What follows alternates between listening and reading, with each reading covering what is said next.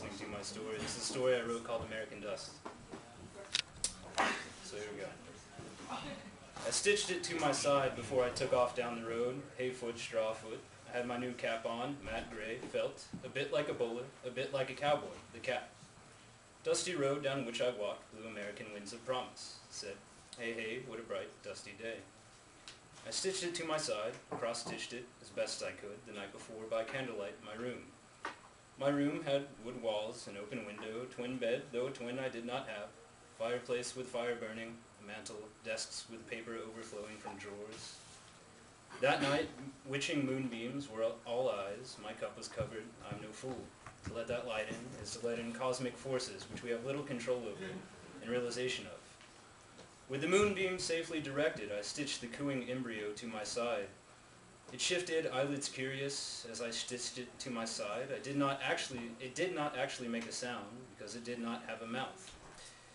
I imagined that it let out a hollow, moaning, cooing sound. A sound like the first time we made eye contact, and simultaneously heard that little wisp involuntarily whistle from our lips. It is always that sound. It is always that sound that lets you know you are fallibly human and subject to the trouble ahead. But it is also the nicest sound in the world. It is that sound of human love. Cooing at me, the grand shaper, it shifted silently. I did, most unfortunately, have a mouth, and I said, we're going down that road tomorrow, and for all the world, I'm not going to lose you. I knew it would not be easy, but I figured I could think of a way to hold on to it when I could not attentively hold on to it. The day before, I stitched it to my side. I'd been working on shaping it for a few months. It had been working on shaping me for years and years and years. Finally, I thought to stitch it to my side so I could hold on to it and on and on. Stitched to my side, I was ready to head down that road. I was almost ready. Every time it cooed at me, that little whistle let loose its haunting memories. It was cooing at me again, the memories manifesting before me. I could not figure out why she wanted to go out with me, but she did. Hi-ho, good news for me. The prettiest brunette this side of the Red River said okay, which was okay by me. We painted together a lot, took Buddhist catnaps under bonsai trees together, made out in car back seats together. She said, want to go to the museum? I said I'd love to, and on we went, pointing out local imitations of Magritte's, Van Goghs, and who knows. Like kids we wandered. She was often away from home, to where I could not know. I would like hardly search for her, not to be found today, to be found a year later, smoking meth in a garage, yes, but I could not know it at the time, and, as I say, the prettiest brunette then, this side of the Red River. And on it went, Marco Polo for a while, too often fish out of water. The trips to the museum sure were nice, though, wandering around like lost does, dashing across busy streets, the shining headlights spotlighting our skips. Like kids we wandered and wandered, until we wandered away from each other.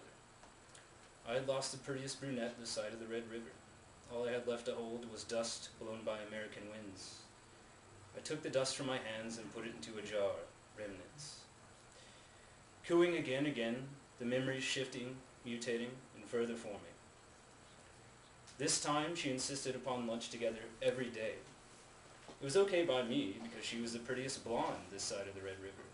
The only thing, she didn't have a car. It was okay by me, but one-driver relationships are hard. She'd say, where you been driving around all night? What do you mean you're tired of driving? You just don't want to see me, right? Not that I'm complaining, see, it's just lunch every day. Well, some days I didn't even feel like eating lunch. Her parents had fiercely wounded her. I didn't know it at the time. Who thinks parents be the ones with the rifles saying, give me your land? I did not. Her big dream was to get away from those folks to a foreign land where shelter is ever near and anonymity almost guaranteed. To stand on 2 feet and spit in the wind, take the blown back spatter and create meaningful art. She said, miles away is not far enough. I need a place where my thoughts run counterclockwise. And to that place she would go, but not before my lunch fiasco. That day, I did not pick her up. We did not have lunch together. It felt like the wrong thing to do, but lunch every day.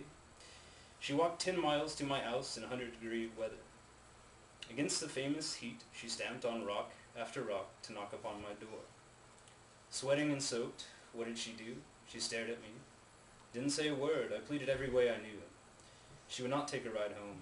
2 days later, she moved to New York City. Ain't it pretty? All I had left to hold, dust blown by American winds. I put it in the jar, remnants. Coo, coo, coo, the memories dissolving and streaming back together to project one last time.